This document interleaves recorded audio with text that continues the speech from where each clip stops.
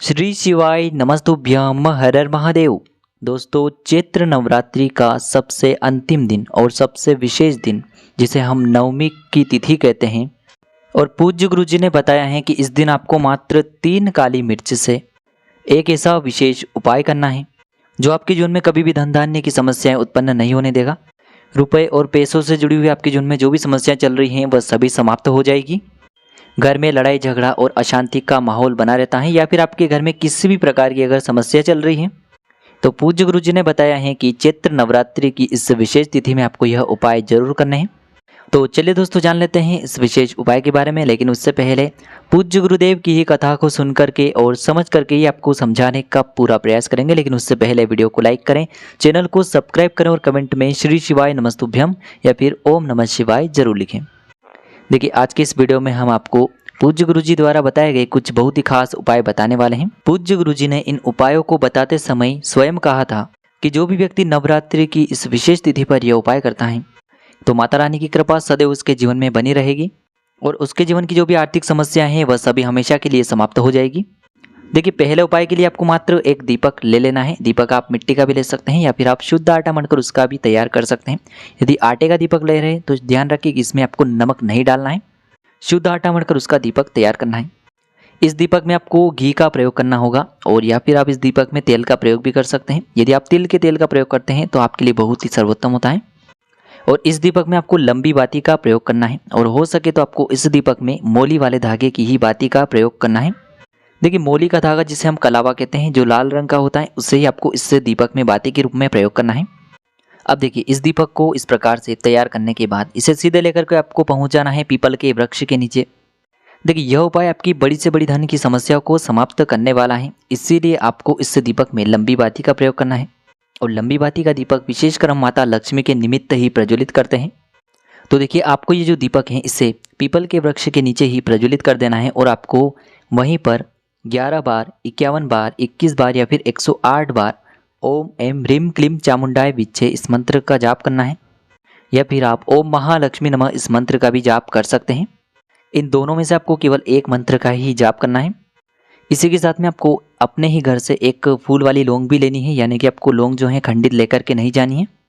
अब इस लौंग को आपको इस दीपक के अंदर डाल देना है और आपको मंत्रों का जाप कर लेना है।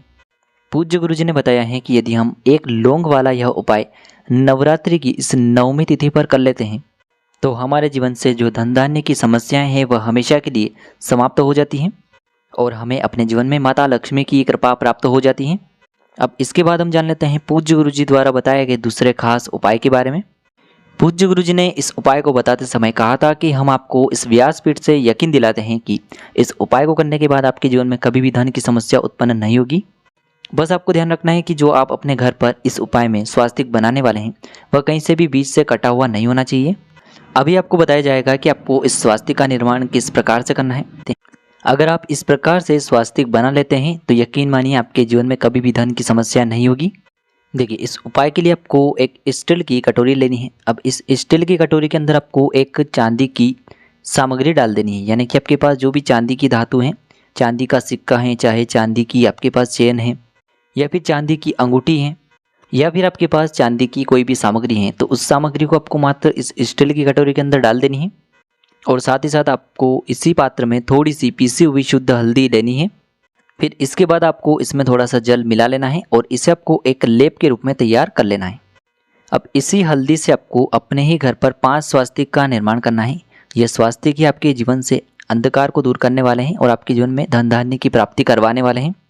देखिए, सबसे पहले तो आपको जो 2 स्वास्तिक हैं उन्हें अपने घर के मुख्य द्वार के वहाँ पर बना लेने हैं, यानी कि अपना जो मेन गेट होता है उसके दोनों तरफ आपको एक एक स्वास्तिक का निर्माण कर देना है।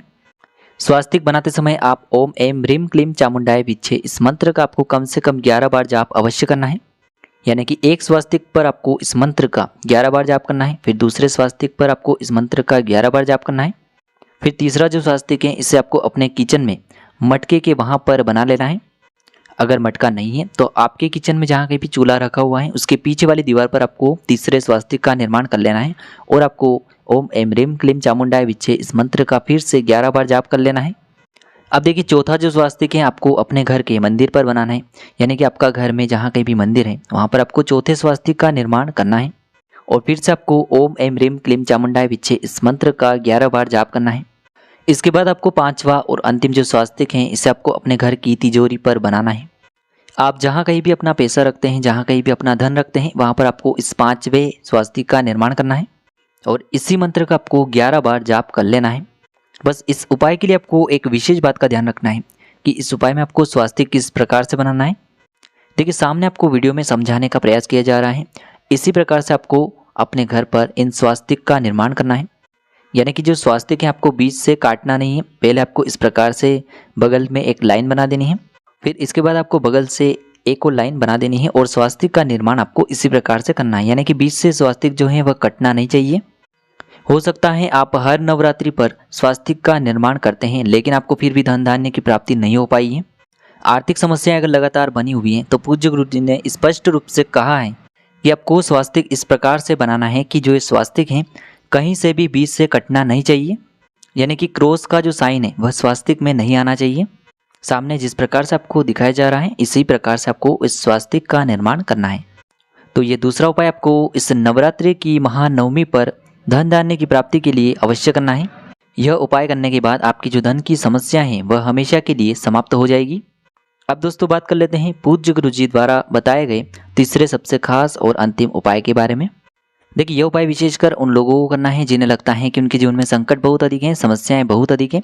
यदि उन्हें लगता है कि उनके जीवन में किसी भी प्रकार का नज़र दोष है, उनको नज़र लग चुकी है, तो उन्हें यह उपाय करना है। देखिए इस उपाय को करने के लिए सबसे पहले तो आपको मात्र 5 काली मिर्चें लेनी होगी। देखिए इस उपाय को जानने से पहले आपको एक विशेष बात का ध्यान देना है कि जो आपको अभी 2 उपाय बताए गए हैं उन्हें आपको नवरात्रि की विशेष रात्रि में ही करने हैं, यानी कि सूर्यास्त के बाद ही करने हैं। और यह जो तीसरा उपाय है इसे भी आपको नवरात्रि की रात्रि में ही करना है।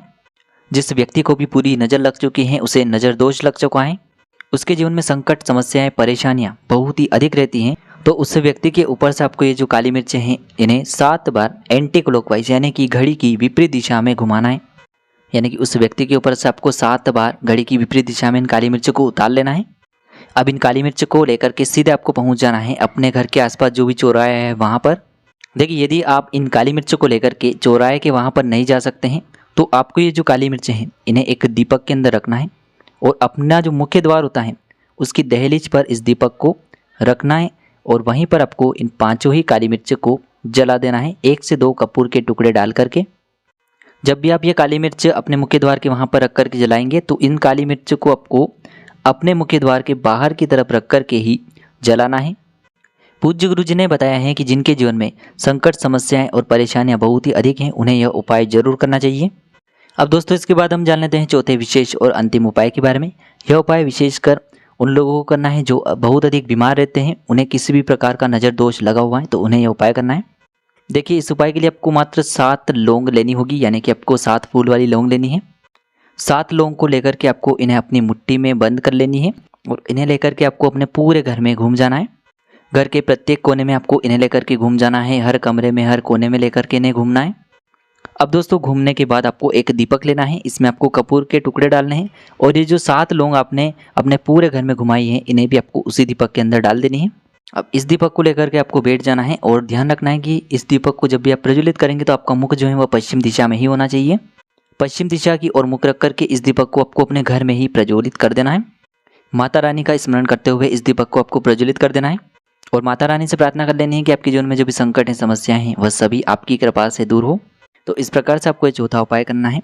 तो देखिए दोस्तों इस प्रकार से आज के इस वीडियो में हमने आपको नवरात्रि के अंतिम दिन में किए जाने वाले बहुत ही सुंदर से उपाय बताए हैं। जो भी आपके लिए उचित हैं उसे आप कर सकते हैं।